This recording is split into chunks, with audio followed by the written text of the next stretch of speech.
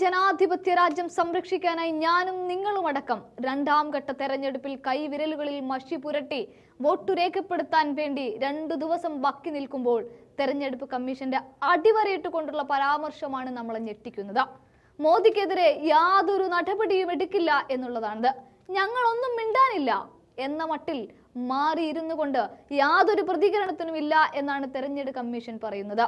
ഈ രാജ്യത്തിന്റെ സമാധാനം തന്നെ തല്ലിക്കെടുത്തുന്ന തരത്തിലുള്ള വർഗീയ വിദ്വേഷം പരത്തുന്ന പരാമർശങ്ങളാണ് മോദിയുടെ വായിൽ നിന്ന് അല്ല രാജ്യത്തിന്റെ പ്രധാനമന്ത്രിയിൽ നിന്നും ഉണ്ടായിരിക്കുന്നത്. ഇവിടെ ഖാർഗെ പറഞ്ഞു, ഇത്രയും തരം താന്ന രീതിയിലുള്ള ഒരു പ്രധാനമന്ത്രിയെ ഇതുവരെയും കണ്ടിട്ടില്ല എന്ന്, അഥവാ ഈ രാജ്യത്തിന് ഉണ്ടായിട്ടില്ല എന്ന്. പ്രതിപക്ഷം ഒന്നടങ്കം എതിർത്തുകൊണ്ടാണ് തെരഞ്ഞെടുപ്പ് കമ്മീഷന്റെ മുന്നിലേക്ക് എത്തിയത്. പക്ഷേ അവസാന നിമിഷങ്ങളിലേക്ക് അടുക്കുമ്പോൾ മോദിക്കെതിരെ യാതൊരു പ്രതികരണത്തിനും ഞങ്ങളില്ല എന്നവർ ഉറപ്പിച്ചു പറഞ്ഞു. വോട്ടിംഗ് യന്ത്രങ്ങൾ കൊണ്ടുവരിക, പോളിംഗ് ബൂത്ത് തയ്യാറാക്കുക, ആളുകളെ വോട്ട് ചെയ്യിപ്പിക്കുക എന്നത് മാത്രമല്ല ഒരു തെരഞ്ഞെടുപ്പ് കമ്മീഷന്റെ പണി. പകരം തെരഞ്ഞെടുപ്പ് ചട്ടത്തിൽ പറഞ്ഞ കാര്യങ്ങളെ പാർട്ടികളുടെ സ്ഥാനാർത്ഥികളും നേതാക്കളും വോട്ടർമാരും പാലിക്കുന്നുണ്ടോ എന്ന് കൃത്യമായി പരിശോധിക്കുകയും ചട്ടലംഘനം നടന്നാൽ അതിൽ കൃത്യമായി തന്നെ നടപടി കൈക്കൊള്ളുകയും വേണം. ഇവിടെ മറ്റൊരു സംഭവം ഓർമ്മിപ്പിക്കേണ്ടതുണ്ട്.